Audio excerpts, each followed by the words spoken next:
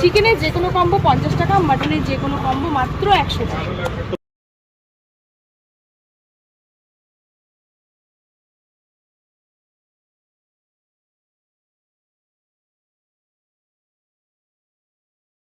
আচ্ছা, 2024-এ দাঁড়িয়ে তুমি কি কাউকে কোনো রকম চ্যালেঞ্জ বা কিছু করতে চাইছো? একদম। ওকে, তুমি বলেছো অনেক ভিডিওতে দেখেছি নন্দিনীকে তুমি চেনো না বা কখনো ভিডিও দেখোনি, বা কালিদি মিষ্টি দেখে কখনো দেখোনি, এটা কি বেসিক্যালি সত্যি দেখোনি? হ্যাঁ, এটা ঠিক কথা, সত্যি আমি দেখিনি।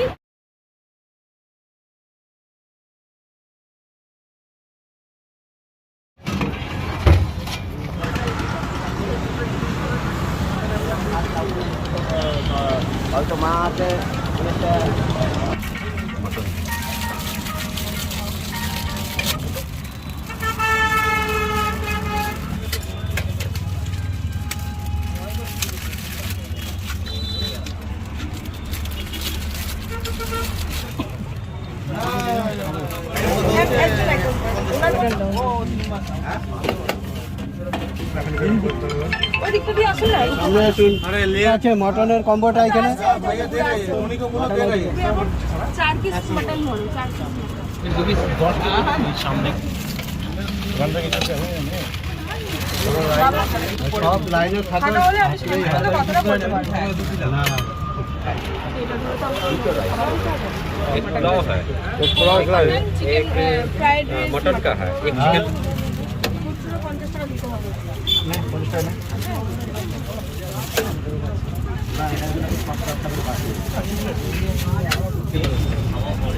আইডিয়াতে দেখলে দাদা দাদা তো হয়ে গেল, তারা আমাদের বলবো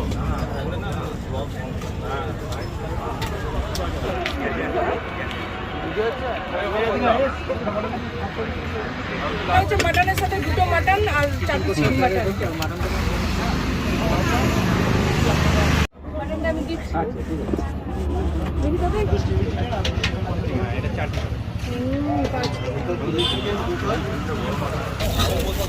আর দুটোতেই পোলাও হবে। হ্যাঁ, কম্বোর সাথে এখন দেওয়া হচ্ছে। আলাদাভাবে এখন অসুবিধা হবে না, দিলে কম্বো টেস্ট করতে পারবে না। বলছি ওখানে বসলে কি পাওয়া যাবে না নাকি? না এখানে লাইনে লাইন নিতে দিতে হবে। লাইন দিকে নিতে হবে।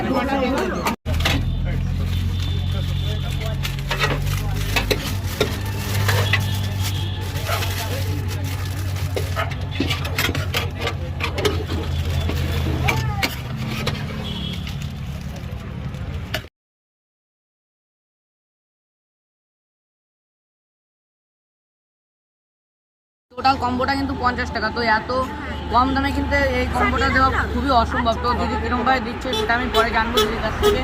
তোমরা কিন্তু অবশ্যই এসে একবার এটা টেস্ট করে যাও, আর আমাকেও কমেন্টে জানিও যে তোমরা কে কে টেস্ট করেছো বা করতে ইচ্ছুক। চিকেনটা এক জায়গাতে আছে, রাইসগুলো দুটো ফুল প্লেট করে দিয়ে দিয়েছি। কষা আছে। আচ্ছা 50 রুপিস। এখানে যদি কেউ ফ্রাইড রাইস নেই একই দাম থাকবে? একই 50 টাকা। রাইস চিকেন দিয়ে নিলে 50 টাকা, আর এটা যদি মাটন হতো 2 পিস 100 টাকা। আচ্ছা,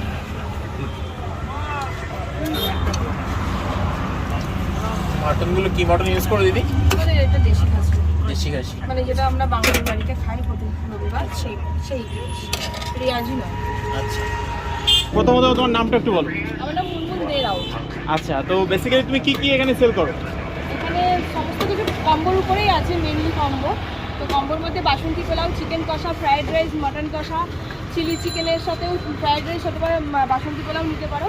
চিকেনের যে কোনো কম্বো 50 টাকা, মাটনের যে কোনো কম্বো মাত্র 100 টাকা। তো বর্তমান বাজার মূল্য যেখানে মাটন আমরা 750 বা 800 টাকায় কিনি, সেখানে দাঁড়িয়ে তুমি যে মাটনের পিস দিচ্ছ বলছো 50 গ্রামের বেশি এক এক পিস থাকে। 50 গ্রাম করে ম্যাক্সিমাম, কোনোটাতে 55, কোনোটাতে 50, স্টার্টিং তো সবসময় আচ্ছা, তো 100 টাকার প্লেটে থাকে 2 পিস। তো সেখানে 80 টাকা অলমোস্ট দাম পড়ে যায় র পিসের। তো তুমি কিভাবে দিচ্ছ 100 টাকায় দেখো, এই মাটন? এবার তোমরা তো নিশ্চয়ই খেয়েছো, একদম। খেয়ে কেমন লেগেছে সেটা আগে তোমরা বলো। যথেষ্ট ভালো। একদম একদম। তো এবার তোমাদেরকে বলি, তোমরা যে জিনিসটা বাড়িতে কিনে খাচ্ছ 750 টাকাতেই আমি ধরলাম তোমরা কিনছো। আমি তো আর তোমাদের মতো মানে বাড়িতে যেরকম লাগে 1 কেজি 2 কেজি, আমি তো 1 কেজি 2 কেজি কিনে আমার আমার একটু মানে বেশি কেনা হয়, তো সেই জন্য প্রতিদিন কেনার ক্ষেত্রে আমার কাছে কিছু কম নেয় দাদারা, সেই ক্ষেত্রে আমি তোমাদেরকে ওইভাবে সেরকমভাবেই দিতে মানে কয়েকদিন আগে থেকে এখন তো সেলটা তোমার বেড়েছে অনেক বেড়েছে। এবার মোটামুটি আগে আর এখনের মধ্যে এই যে ডিফারেন্সটা, তোমার এই ডিফারেন্সটা কেমন লাগছে? আমি খুব এনজয় করছি, সবাইকে খাইয়ে আমি একদম স্যাটিসফাইড, খুব হ্যাপি, তারাও খেয়ে হ্যাপি, আমিও খুব হ্যাপি। রিসেন্টলি দেখছিলাম দু একটা ভিডিওতে তোমার এই কলকাতায় কয়েকজন ভাইরাল হয়েছে, তাদেরকে নিয়ে কিছু একটা মন্তব্য যে তারাও কিছু একটা বলেছে বা কিছু, তো আমি বলবো যে কলকাতা আর বর্ধমানের মধ্যে তো হেলার একটু ডিফারেন্স আমি দেখতে পাচ্ছি, আর এখানে তোমার খাবারের যে কোয়ালিটি আর এত কম টাকায় ভান্ডার এত ভালো সব। ভাই আমি প্রথম কথা বলছি, কলকাতায় কে কী করছে, কে কী আমাকে বলেছে, মানে আমার নাম করে কে কী বলেছে আমি মেনলি তাদের মুখে কোনোদিন শুনিনি, তোমাদের মুখ দিয়ে সব শুনছি, তো আমি সেখানে কোনো কমেন্ট করবো না। তারা তাদের মতো বিজনেস করছে, আমি আমার মতো বিজনেস করছি, তারা ওই দামে স্যাটিসফাইড, আমি তোমাদেরকে এই দামে দিয়ে স্যাটিসফাইড, তো সেখানে নো কমেন্ট। তোমাদের যদি খাবারটা 100 টাকায় খেয়ে যদি মনে হয় যে না একদম খারাপ খেলাম, তখন তোমরা আমাকে বলো যে হ্যাঁ আমি খারাপ খাইয়েছি। যদি তোমাদের মনে হয় যে দিদি 100 টাকায় দিচ্ছে, জিনিসটা ভালো দিচ্ছে, তাহলে তোমরা সেটা সবার মধ্যে ছড়িয়ে দাও। আচ্ছা, তোমাদের এই লোকেশনটা একটু বলে দাও। আমাদের লোকেশনটা হচ্ছে পুলিশ লাইন, ইন্দ্রকানন মোড়, পরশমণি অ্যাপার্টমেন্টের ঠিক আগে। ফোন নাম্বারটা 700, ওটা দেখিয়ে দিতে পারো, আমার ওটা বিজনেস নাম্বার, কোনো প্রবলেম নেই, ভাইরাল হলেও কোনো প্রবলেম নেই, বিজনেস নাম্বার আছে। তোমার বেসিক্যালি এই জার্নিটা কিভাবে স্টার্ট হয়েছিল যদি সংক্ষেপে একটু বলো। দেখো আমি আমার হাজব্যান্ড দুজনেই বেসরকারি জায়গায় জব করতাম, তো লকডাউনের সময় কোভিডের সময় সবারকার জব চলে গেছিলো, তো সেই মানে আমাদেরও সেম হয়েছিল। তারপরে অল্প অল্প করে হোম ডেলিভারি দিচ্ছিলাম, হোম ডেলিভারি ক্যাটারিং টুকটাক করছিলাম। সেখান থেকেই মাথায় এলো যে যদি বর্ধমানে, তখন শুধু বর্ধমানবাসীর কথা ভেবেই মেনলি এটা খোলা হয়েছিল যে 50 টাকার মধ্যে যদি কিছু খাওয়ানো যায় তাহলে সবাই সেটা খেতে পারবে, আর আমিও দিতে পারবো যাতে সেরকমভাবেই দিচ্ছি। তো সেখান থেকেই অল্প অল্প করে শুরু করেছিলাম, আর এখন সেটা তোমাদের ভালোবাসাতে অনেকটা বড় হয়েছে, তার জন্য মেনি থ্যাংক ইউ। এটা হচ্ছে 2022-এ আমরা দেখেছিলাম যে আমরা ভাইরাল হিসাবে পেয়েছিলাম নন্দিনী দিকে, আর 23-এ দেখলাম যে কালিদি মিষ্টি দি, এবার 24-এ কি আমরা তোমাকে পাচ্ছি সেই হিসাবে, মানে নন্দিনী দিকে? ভাইরাল তোমরাই করবে, আর আমি জানি না আমি কতটা ভাইরাল হতে পেরেছি। আমি বলবো যে দেখো তোমাদের সবাইকার ভালোবাসা পেয়েছি, কারণ আগে যে হারে ফোন দেখার সময় পেতাম, এখন কিন্তু মানে এতটুকু সময় পাই না ফোন দেখার, তো আমি নিজে জানি না আমি কতটা ভাইরাল হয়েছি। তবে তোমরা আসছো, তোমরা বলছো, তোমাদের মুখে কথা শুনে এত ভালোবাসা পেয়ে সত্যি আমি খুব খুশি। আচ্ছা, তো বাকি যে সেলিব্রিটি বা ভাইরাল দিদিদের মতন আমি জানি না তারা কীরকম কী কথাবার্তা বলে বা ব্যবহার করে, আমার কাছ থেকে তোমরা এই ব্যবহার আগেও পেয়েছো, মানে বর্ধমানবাসী যারা আমাকে চেনে তারা প্রথম থেকে এরকম ব্যবহার পাচ্ছে, আজকেও তারা এই ব্যবহার পেয়েছে। এক্সট্রা কোনো ডানাও গজিয়ে যায়নি বা ল্যাজও বাজায়নি যে আকাশে উড়বো বা কিছু এরকমই। ওকে, তুমি বলেছো অনেক ভিডিওতে দেখেছি নন্দিনীকে তুমি চেনো না বা কখনো ভিডিও দেখোনি, বা কালিদি মিষ্টি দেখে কখনো দেখোনি, এটা কি বেসিক্যালি সত্যিই দেখোনি?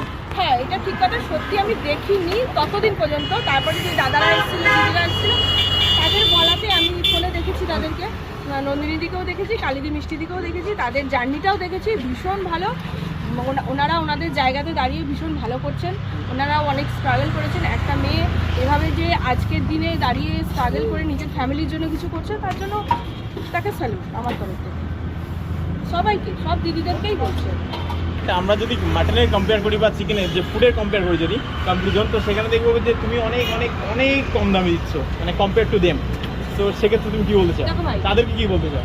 তাদেরকে উদ্দেশ্য করে মেন আমি কিছু বলবো না, আমি আমার এই দামে দিয়ে তোমাদেরকে খাওয়াচ্ছি, মানে আমিও সন্তুষ্ট, তোমরাও সন্তুষ্ট, এতে আমার কারোর কিছু বলার নেই। এবার তাদের যদি মনে হয় তারা কিছু এরকম টাইপের করবে তো করতে পারে, কোনো ব্যাপার না।